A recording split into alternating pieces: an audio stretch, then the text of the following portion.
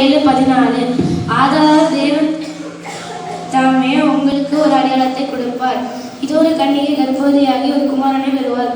அவருக்கு இம்மானுவேல் என்று பெயரிடுவாள். மத்தேயு 1:21. அவள் ஒரு குமாரனை பெறுவாள். அவருக்கு இயேசு என்று பெயரிடுவாயாக. ஏனெனில் அவர் தமது ஜனங்களின் பாவங்களை நீக்கி ரட்சிப்பார் என்றார். இதோ ஒரு குமாரன்